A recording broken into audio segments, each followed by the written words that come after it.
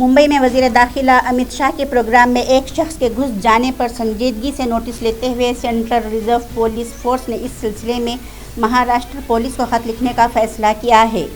Mumbai police ने आंध्र प्रदेश के एक रुकन पार्लियामेंट के पीए को वज़ीर दाखिला अमित शाह के करीब जाने की कोशिश करने पर गिरफ्तार कर लिया है। वज़ीर दाखिला अमित शाह की हिफाजत की जिम्मेदारी सीआरपीएफ के पास है।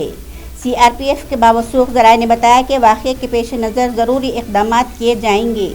सीआरपीएफ ने कहा है कि वज़ीर दाखिला की हिफाजत में तैनात करीबी सिक्योरिटी टीम को पहले ही जानकारी दे दी गई थी कि किसी को सिक्योरिटी हासिल होने वाले के करीब जाने की इजाज़त न दी जाए।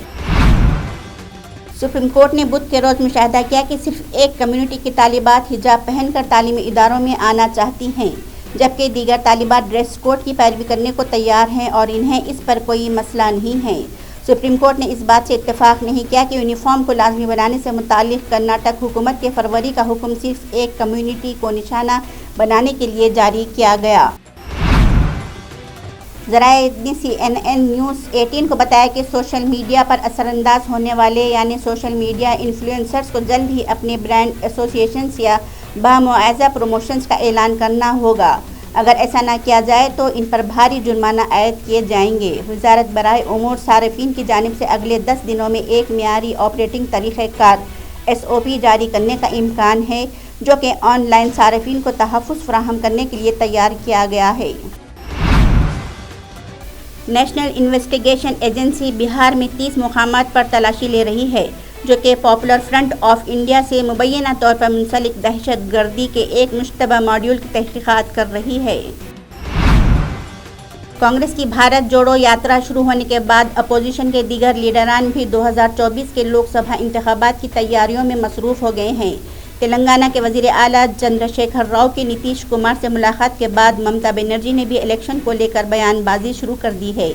PTI के एक ट्वीट के मुताबिक बंगाल की वज़ीर आला ममता बनर्जी ने कहा कि 2024 के लोकसभा इंतखाबात में वो वज़ीर आला नीतीश कुमार और हेमंत सोरेन मुत्तहिद होंगे।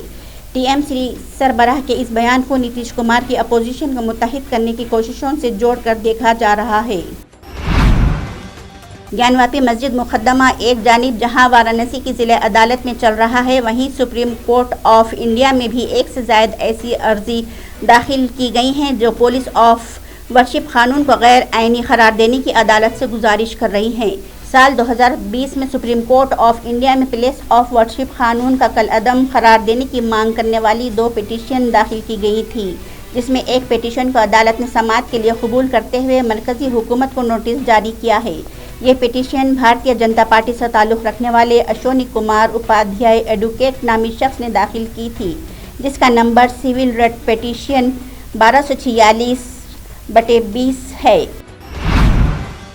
उत्तर प्रदेश के ज़िले हरदोई के सांडी इलाक़े में शरपसंद अनासिर ने एक मस्जिद के गेट पर भगवा पेंट से जय श्री राम लिखकर फ़िरक़ा वाराना हम आहंगी को ख़राब करने की कोशिश की है। उत्तर प्रदेश अक़लियती फ़लाह मुस्लिम वक्फ़ और काबीनी वज़ीर ने वाज़ेह किया है कि रियासती हुकूमत का मकसद है कि अक़लियती समाज के बच्चों और नौजवानों को मियारी तालीम दी जाए ताकि इनकी हमजहत तरक्की यकीनी हो सके। काबीनी वज़ीर धर्मपाल सिंह ने रियासत के गैर इमदाद याफ्ता मदारिस का सर्वे कराए जाने के लिए 10 सितंबर तक सर्वे टीम तश्कील देने का हुक्म दिया है, जबकि 15 अक्टूबर 2022 तक सर्वे का काम मुकम्मिल कराया जाने की हिदायत दी है।